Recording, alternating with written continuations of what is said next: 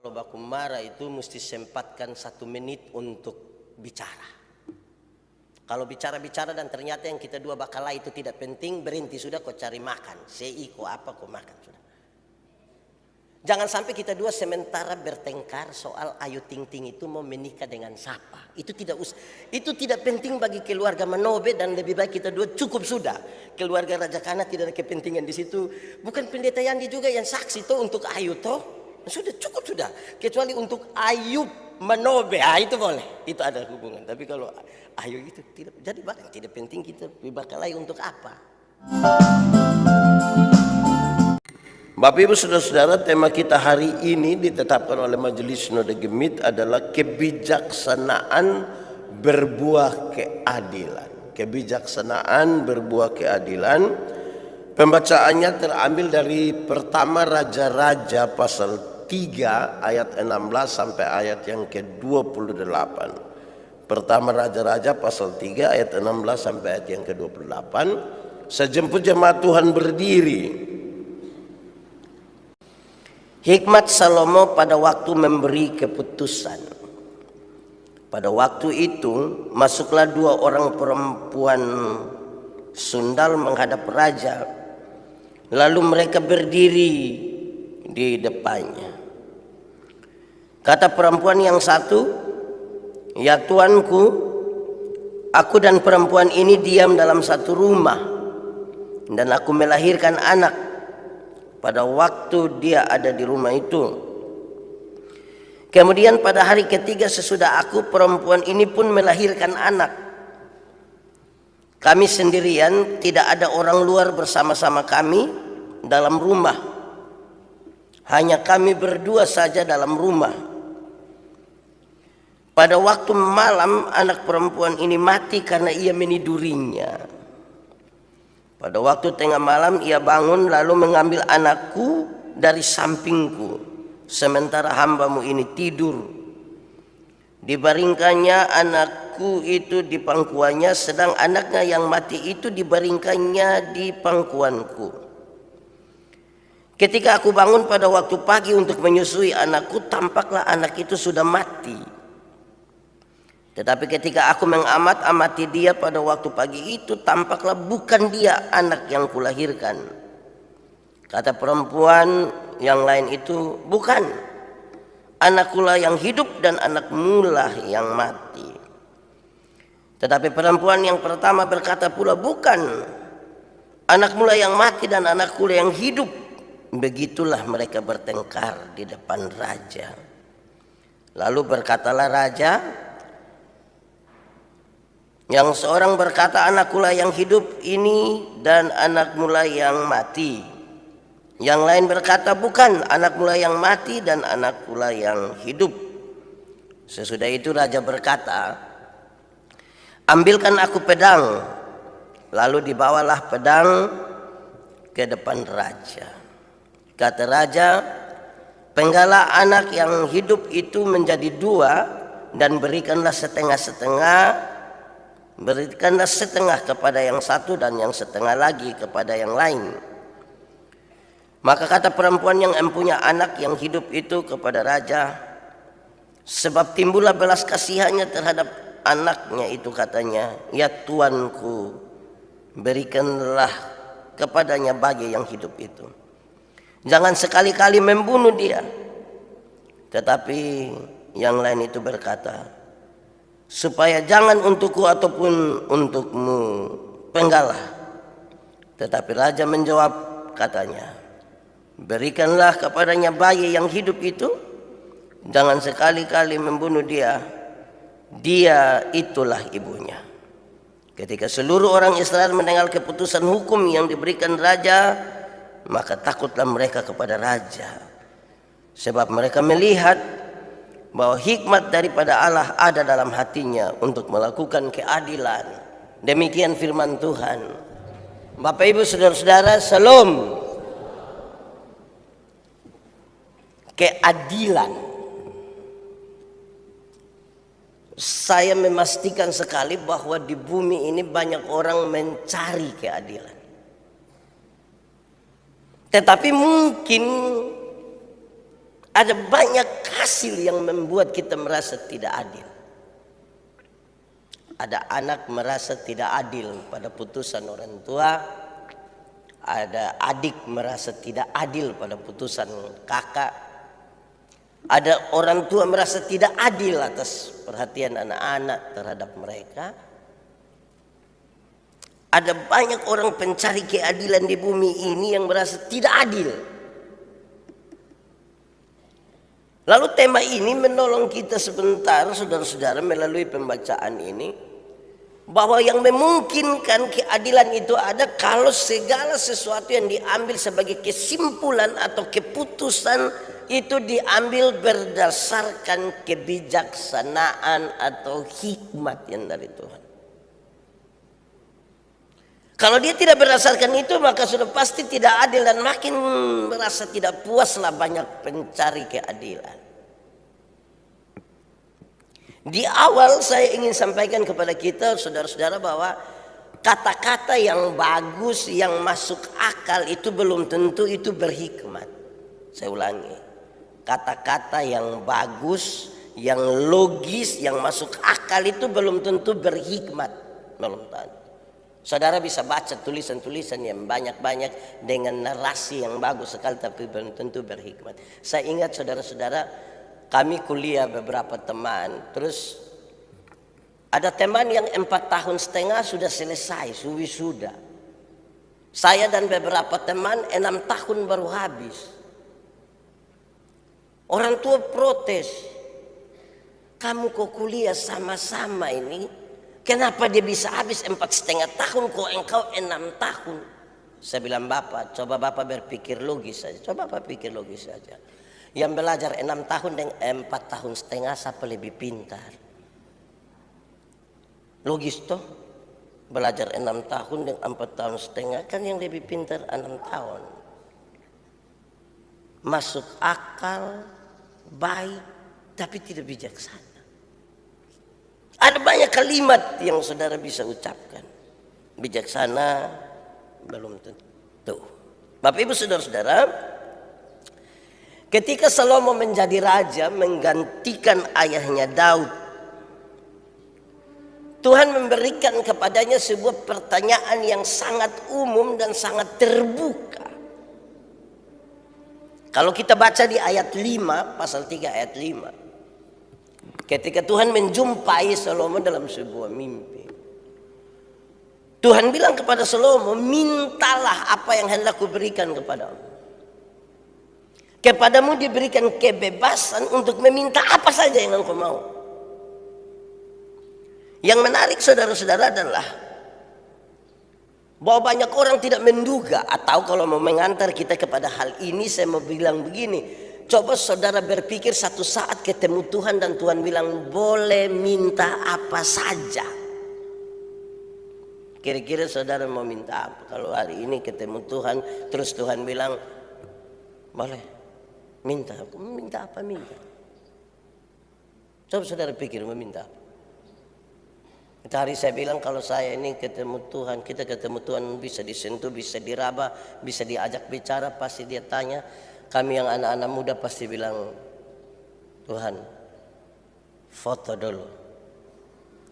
Habis itu baru upload, tulis bilang bersama Tuhan Yesus. Yang orang tua mungkin minta umur panjang, minta oto, minta rumah, minta cucu, minta. Jadi ketika Salomo dia bilang mintalah, justru yang menarik adalah sebuah kesadaran. Salomo sadar bahwa dia kurang pengalaman. Dia kurang pengalaman, dia kurang matang. Dan karena itu dia minta hikmat dari Tuhan supaya menjadi bekal bagi dia untuk memerintah. Daud telah menempatkan sebuah standar yang sangat tinggi di sebuah kepemimpinan dalam kerajaan Israel. Dia tahu bahwa masyarakat mengukur pemimpin di standar yang Daud sudah taruh, dan itu puncak dari kejayaan Israel. Dia menyadari bahwa itu bagaimanapun dia pembapa, dia kurang pengalaman. Dia kurang pengalaman. Dia minta hikmat dari Tuhan. Tuhan memberikan atasnya. Saudara-saudara, jadilah Salomo seorang yang sangat berhikmat. Tapi mendahului khotbah ini saya mau bilang pada saudara bahwa kita tidak sementara menaruh perhatian kepada pribadi Salomo. Tidak. Kita sementara menaruh perhatian kepada hikmat yang Tuhan anugerahkan kepada Salomo. Supaya kemudian di akhir dari khotbah ini kita pastikan bahwa seperti Salomo pun manusia pada masa kini bisa menikmati sesuatu seperti itu. Jadi bukan Salomo intinya, tetapi Tuhan yang pemberi hikmat. Harapan dari tema ini adalah pulang dari sini kita bisa melakukan sebuah hal yang bijaksana, yang berbuah keadilan. Saudara-saudara, pembacaan tadi menceritakan dengan sangat baik. Saya kira saya tidak repot untuk menceritakan bagian ini karena semua orang pasti tahu kisah ini. Saya hanya bikin kronologi singkatnya bahwa ada dua perempuan tinggal satu rumah.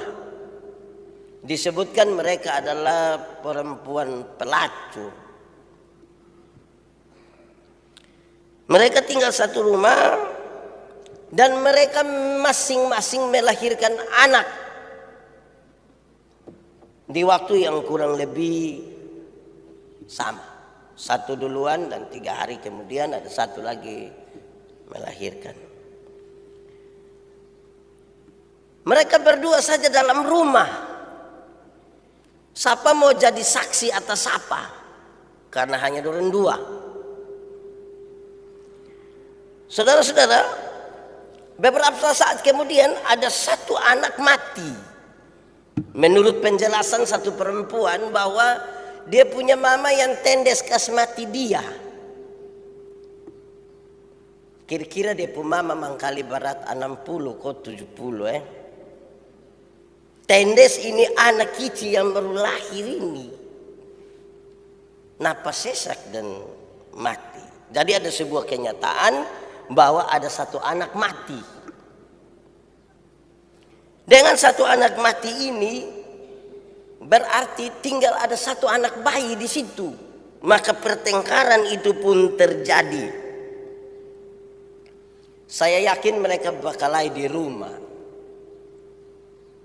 Karena menurut penjelasan dari perempuan yang satu itu, dia tendes ini anak kasih mati, terus dia ambil sapu anak, taruh di dia pangku, dia ambil anak yang mati, taruh di dia. Dan sampai memang dia yang bikin begitu mungkin. Tapi dia sengaja tuduh ini. Bagaimana dia bisa tahu bilangin anak ada pindah-pindahkan ini. Nah, tapi itu asumsi, tidak usah diikutilah. Saudara-saudara, bertengkar di rumah ini dua-dua tidak dapat jalan keluar. Maka bawalah persoalan ini kepada raja. Mereka punya keyakinan raja pasti bisa untuk menyelesaikan ini masalah secara adil. Raja waktu itu identik juga dengan memutuskan perkara. Jadi mereka sangat yakin bahwa kalau pergi kepada raja persoalan selesai. Maka masuklah. Mereka mulai bercerita. Salah satu yang bukan dia punya anak itu mulai bercerita, raja begini. Yang satu tidak mau terima dan dia bilang tidak, anakku yang hidup, anakmu yang mati. Dorang dua bertengkar di situ. Setelah bertengkar habis, raja bilang begini, Salomo bilang begini, sudah. Saya sudah dengar, karena dua-dua pertahankan itu dia punya anak, maka ambil pedang, belah itu anak jadi dua. Yang sebelah kasih di yang satu perempuan, yang sebelah kasih di satu perempuan. Reaksi berbeda. Reaksi yang berbeda itu menarik. Pertama dari ibu yang punya anak. Dia segera bereaksi dan dia katakan, jangan sekali-kali membunuh anak itu. Biar saja anak itu hidup, berikanlah kepadanya, tidak apa-apa. Tetapi catatan awalnya adalah karena hatinya yang penuh dengan belas kasihan. Jangan bunuh itu anak, biar kasih saja. Tetapi dari ibu yang melaporkan ini, dia pun reaksi agak lain. Dia bilang, iya, lebih baik begitu. Daripada kita dua baku rampas, lebih baik engkau dapat setengah, saya dapat setengah. Setelah lihat reaksi dari dua orang itu, Salomo memutuskan, jangan sekali-kali membunuh anak itu. Berikanlah kepada ibu yang minta supaya itu anak jangan dibunuh. Karena itu dia punya anak. Kira-kira dia punya kisah begitu hanya untuk penyegaran. Saudara-saudara, lalu apa pesannya bagi kita sesuai dengan tema kita hari ini? Kebijaksanaan berbuah keadilan. Sekali lagi diharapkan pulang dari sini kita semua telah bertindak bijaksana. Dan kemudian kita menghasilkan keadilan. Keadilan itu salah satu tanda kerajaan Allah. Jadi kalau sudah di rumah tangga itu su adil-adil, itu tanda kerajaan Allah. So di situ toh paling tidak kalau bunuh ayam, nah bagi itu daging merata. Dan sampai bapak dapat dia pun dada dan paha, anak hanya dapat dia pun kuku dan leher. Baru mama tambahkan bilang, ini bapak punya ayam kesayangan. Ada isap-isap itu kuku enak, itu kalau tambah kete enak. Itu nanti pulang tidak begitulah di rumah karena sudah adil. Mungkin mama akan potong itu ayam dengan cara ukur duluan dia punya dada tuh berapa senti, mungkin 20 senti, anak ada 5 bagi 4 senti. Jadinya adil sekali, dia akan seadil itu. Baik, yang harus kita lakukan, satu, hikmat yang berbuah keadilan itu, saudara, itu berasal dari Tuhan. Dia berasal dari Tuhan. Tidak sekolah untuk dapat hikmat. Pintar sekalipun itu belum tentu berhikmat. Hikmat itu Tuhan anugerahkan. Dan sebagaimana kisah tadi tentang Salomo, itu dimungkinkan bagi mereka yang berharap kepada Tuhan dan merasa diri kurang pengalaman, kurang bisa, kurang tahu. Dia butuh sesuatu untuk memimpin dengan benar, dan kepada mereka yang seperti itulah Tuhan anugerahkan hikmat. Jadi kalau saudara-saudara rasa sudah terlalu penuh, sesak, tidak bisa lagi, itu susah. Kecuali kau rasa, saya ini masih kurang. Sedikit saja pengalaman dan tidak bisa. Jadi taruh duluan paling pertama. Hikmat itu Tuhan yang kasih. Tuhan yang anugerahkan. Supaya kemudian kita tahu bahwa itu bagian dari apa yang Tuhan berikan dan melakukan segala sesuatu seperti apa yang Tuhan mau. Karena hikmat itu Tuhan yang kasih. Itu di bagian pertama. Itu standar sekali. Kedua, hikmat yang berbuah keadilan itu mesti menginformasikan dengan benar. Perempuan pertama yang melaporkan itu tidak berhikmat. Dia bikin penyesatan informasi. Dia tahu sebuah kejadian tapi dia bikin informasi sesat. Itu tidak ada hikmah. Kalau tahu sesuatu itu informasikan dengan benar, itu berhikmat. Jangan kasih putus-putus itu informasi, nanti sebentar ketika orang merangkainya jadi gambaran yang salah tentang sebuah keadaan. Ibu yang pertama itu telah menginformasikan dengan salah. Kalau saudara dan saya jadi seorang informan, informasi itu mesti benar. Masalahnya tidak ada saksi di antara dua itu. Jadi kalau informasi yang kita berikan salah, selanjutnya akan salah. Hasilnya akan salah. Tidak mungkin ada keadilan di balik informasi yang salah. Tetapi sekaligus mendorong saya dan saudara, kalau mau supaya kebijaksanaan itu kemudian berbuah keadilan, tahu sesuatu yang benar, omong.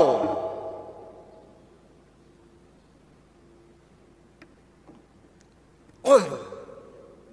Banyak orang tahu tapi belum tentu omong. Nah, sekira begitu. Itu bijaksana. Ada tempat untuk bicara. Tetapi dengan informasi yang benar. Berulang-ulang kali saya bilang, Tuhan menciptakan manusia itu ada 2 mata, 2 telinga, 1 mulut. Ada banyak hal di dalamnya, tapi salah satunya adalah lihat 2 kali, dengar 2 kali, omong 1 kali. Lihat ulang-ulang, dengarkan ulang-ulang, pastikan dan bicara 1 kali. Karena di zaman ini ada orang yang tidak ada mata, tidak ada telinga, tapi dia pemulut 7.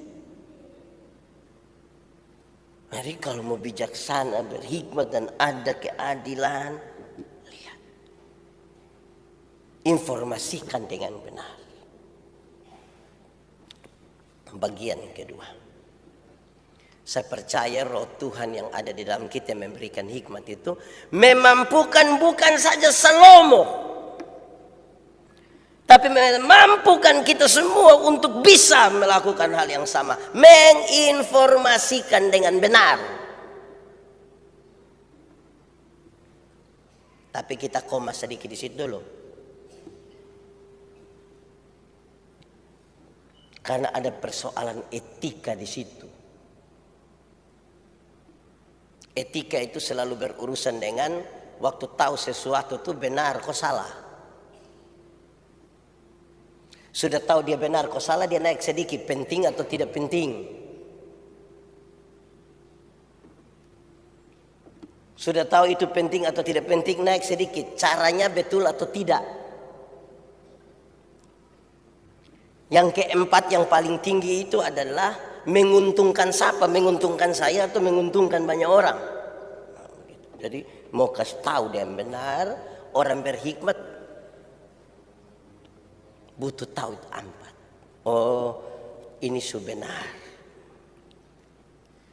Tapi penting kok tidak penting.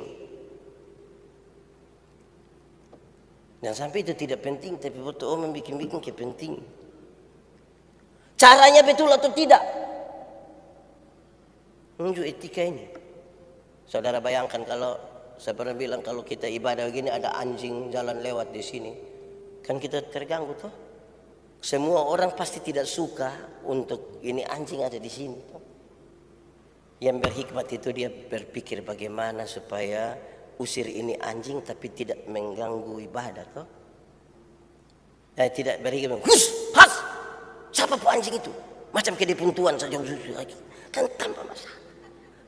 Jadi memang itu sudah tahu benar saja di pun cara mesti diperhitungkan di mana. Jadi kebijaksanaan yang kemudian jadi adil itu begitu. Kedua. Ketiga, hikmat yang berbuah keadilan itu Bukan saja menginformasikan, tetapi merendahkan diri untuk mendengarkan dan mempelajari dengan baik. Itu kisah tadi sebenarnya begitu. Siapa bisa lawan Salomo? Tapi Salomo pun kehebatan itu adalah kerendahan hati untuk pasang telinga. Kau dengar dulu. Biasanya pertengkaran, perkelahian dalam rumah tangga itu terjadi karena tidak suka mendengar. Yang satu itu dia omong, yang satu belum putus omong, dia sudah tidak bisa begitu. Nah itu yang bertengkar. Saudara-saudara, saya dengan Ibu Pendeta itu kami dua baru menikah kira-kira 15 tahun. Pacaran 10 tahun. Jadi kami dua berhubungan 25 tahun. Dia anak bungsu, saya juga anak bungsu. Yang membedakan itu adalah saya besar di Soe, dia besar di Timor Leste. Kami dua sama-sama ingin memenangkan pertarungan. Tapi sekarang waktu komunikasi itu bagaimana? Kami dua sepakat. Ada dua kesepakatan tentang komunikasi. Satu, kita dua kalau baku marah itu mesti sempatkan 1 menit untuk bicara. Kalau bicara-bicara dan ternyata yang kita dua bakal itu tidak penting, berhenti sudah, kau cari makan. Kau apa kau makan sudah. Jangan sampai kita dua sementara bertengkar soal Ayu Ting Ting itu mau menikah dengan siapa. Itu tidak penting bagi keluarga Manobe dan lebih baik kita dua cukup sudah. Keluarga Raja Kana tidak ada kepentingan di situ. Bukan Pendeta Yandi juga yang saksi toh untuk Ayu toh. Sudah cukup sudah. Kecuali untuk Ayu Manobe, itu boleh. Itu ada hubungan. Tapi kalau Ayu itu tidak. Jadi barang tidak penting kita berkelahi untuk apa. Tapi yang kedua kami dua sepakat supaya dan jangan berteriak kot anak don dengar, tetangga don dengar, kita dua tambah tinggi ini. Maka kami dua sepakat 1 omong 1 diam saja sampai omong habis. Mungkin yang dia omong itu salah dan tercik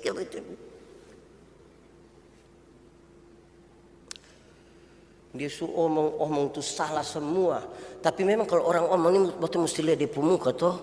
Wih itu ke. Diam saja. Omong habis aduh sayang minta maaf. Yang tadi omong itu salah. Lalu yang benar ke mana? Oh yang benar begini. Itu bisa dipercaya. Bisa, masa kok istri sendiri beta tipu bagaimana? Pertanggungjawabkan pada Tuhan Oke, nah minta maaf yang tadi. Selesai.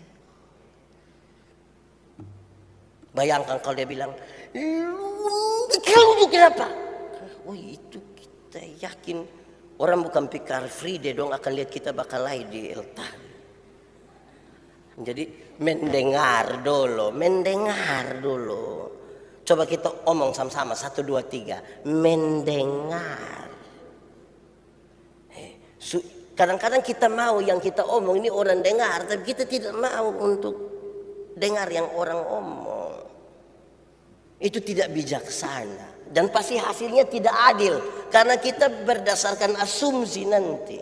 Dengar baik-baik. Tidak salah tuh kalau dengar tuh. Saudara-saudara kalau kita omong dari orang itu, kalau orang hanya diam satu kita berat itu kita kan kepingin tuh mau bakal like sambil lihat dia muka. Baru kita tanya, Alis kenapa kau tabah? Ya mungkin itu mengganggu sedikit tapi tengah. Sudah, itu 3. Keempat, hikmat yang berbuah keadilan itu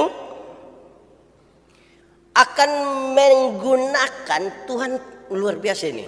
Hikmat yang membuahkan keadilan itu akan menggunakan metode untuk mendeteksi kebohongan. Pasti dia akan menemukan cara untuk mendeteksi kebohongan. Cara yang dipakai oleh Salomo, dia bilang, coba ambil itu pedang, bagi dua ini anak. Sekarang dia bisa tahu, oh yang tipu ini satu.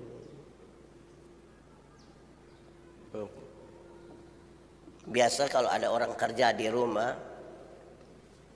biasa don duduk bercerita, yang tua nyonya rumah pun cara bercerita, namanya botong kalau mau tes ina anak dan sekarang betul sengaja kasih setengah duit di saku.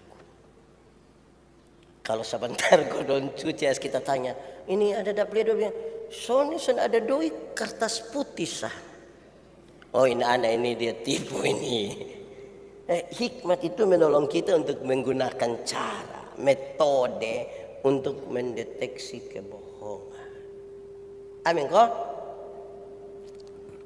Ini suami-suami ada yang suami tua don tidak lain, kami yang muda-muda ini sah. Ada yang istri ada mau periksa depo HP kok. Sini.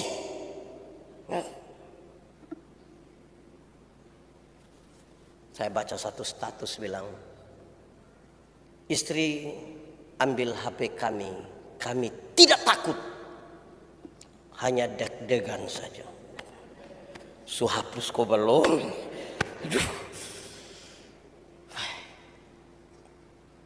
Metodenya tidak usah sekasar itu toh ibu-ibu, tidak usah toh, tidak usah. Sini kau minta periksa, coba sini. Tidak usah. Tidak usah cas HP, saya ibu terus bilang pinjam papa po HP, kau telepon kawan. Kira-kira begitu sah. Ya tidak harus dengan cara-cara yang terlalu bikin kita kapal sakit toh. Kita percaya Tuhan anugerahkan kepada kita hikmat untuk menggunakan metode yang baik, mendeteksi ini yang benar itu yang mana, yang tidak benar itu yang mana. Saudara harus meyakini bahwa Tuhan kerja tidak pernah terbatas.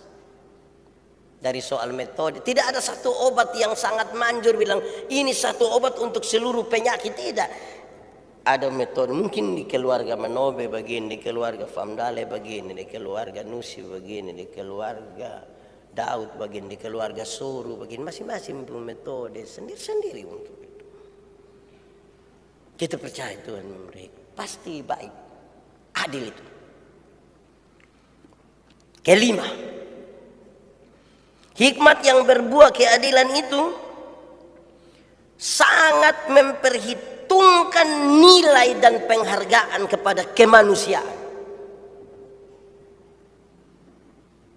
Ini anak kecil yang tadi dalam sengketa itu, dia tidak mengerti apa-apa, bahkan dibunuh pun dia tidak tahu itu anak.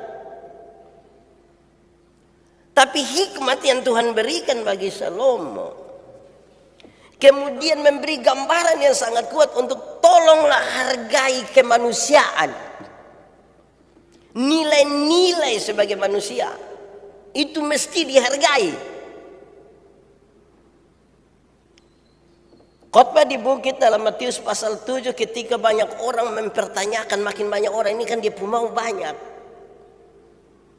Orang bertanya, jadi jalan mana yang benar? Tuhan bilang, kalau mau benar itu tanya engkau pun diri. Apapun juga yang engkau kehendaki supaya orang perbuat kepadamu, perbuatlah juga kepada dia. Tanya saja engkau pun diri. Kalau engkau ingin dihargai, hargailah orang. Tapi poinnya adalah supaya kemanusiaan itu kita jaga.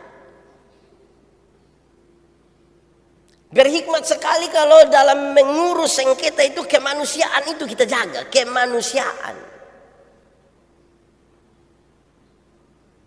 Makanya suami istri bakalai, teman-teman bakalai, kakak adik bakalai tidak usah sebut binatang toh, tidak usah toh. Jangan omong satu babi, jangan. Karena babi hanya bisa beromong dan babi juga tidak usah. Omong manusia dan manusia toh. Lihat dia babi, hai manusia. Nah, kayak begitu lebih baik. Tidak usah omong binatang atau apa. Menjaga kemanusiaan. Bagaimana menjaganya? Tuhan Yesus kasih jalan. Tanya pada dirimu, apa saja yang engkau kehendaki orang perbuat kepadamu, perbuatlah itu. Karena kita lagi jaga kemanusiaan. Harga kemanusiaan itu lebih kuat. Saudara tahu, dalam perkara di dunia ini, satu hal yang sangat berat itu sanksi sosial sebenarnya. Orang mungkin tidak masuk penjara, tapi sanksi sosialnya itu berat. Karena ada kemanusiaan di situ. Orang lihat dia begini sedikit sudah rasa, aduh, ini orang lihat masuk apa? Karena itu manusia. Kira-kira begitu. Supaya kita paham betul bahwa tidak ada sebuah kehidupan tanpa masalah, tanpa sengketa, apalagi dalam perjumpaan dengan banyak orang. Tapi tolong jaga nilai-nilai kemanusiaan, pasti jadi baik. Pasti jadi baik. Suami istri, kakak adik, bersaudara semua ada masalah di rumah, jaga dia, kita pu suami toh, dia kita pu istri. Tidak mungkin kita nikah dengan batu toh. Kita nikah dia ada bernapas. Dia orang baik-baik tuh. Ngomong baik-baik. 6. Ini hari saya catat banyak. Kalau sudah terlalu banyak itu sudah tidak bijaksana lah aja. Saya juga tahu diri kok. Bikin dia jadi bijaksana. 6. Hikmat yang berbuah keadilan itu berpihak pada kehidupan, bukan pada kematian. Menindaklanjuti yang ke-5 tadi, kemanusiaan kita jaga. Maka hikmat yang berbuah keadilan itu berpihak kepada kehidupan, bukan kematian.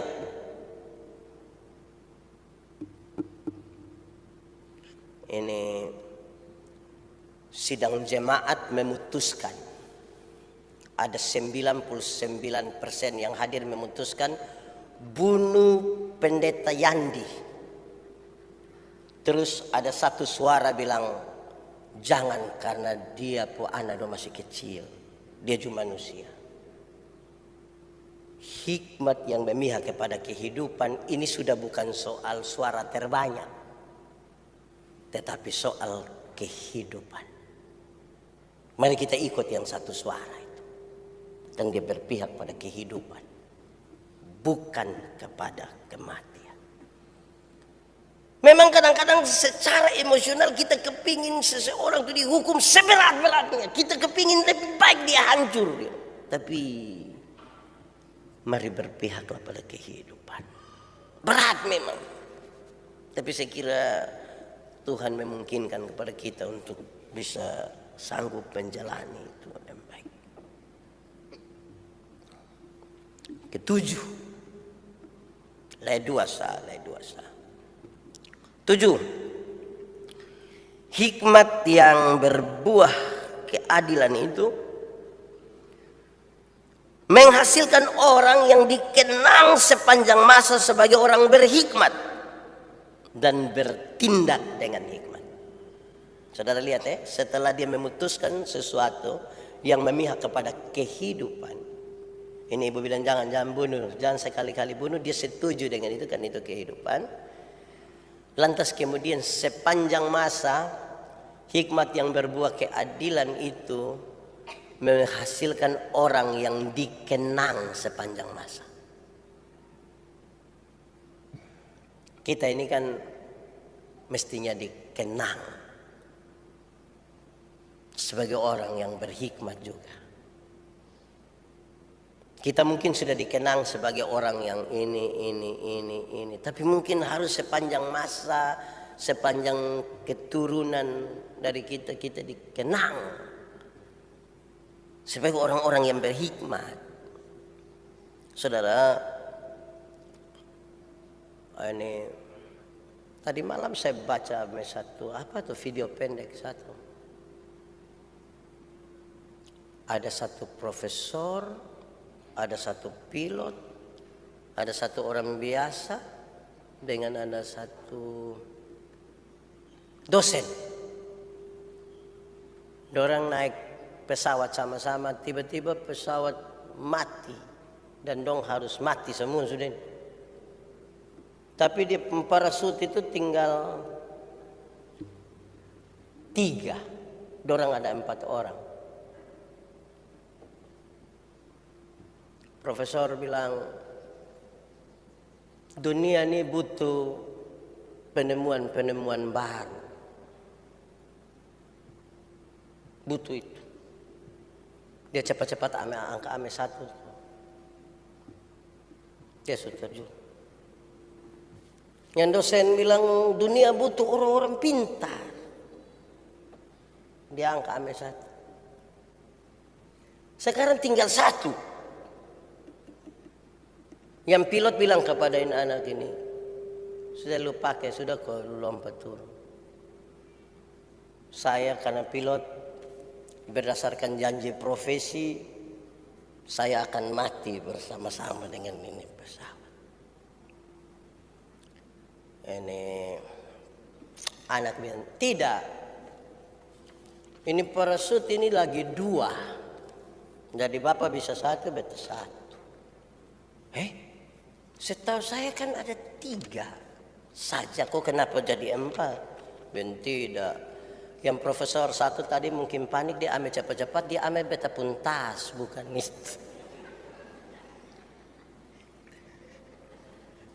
Memang butuh hikmat juga kadang-kadang di situasi yang berat ini. Kalau kita tidak berhikmat, kita ambil tas kosong, tidak ada parasut. Kita yang mati nanti. Karena itu saudara-saudara memang kita mesti dikenang betul sebagai orang yang berhikmat.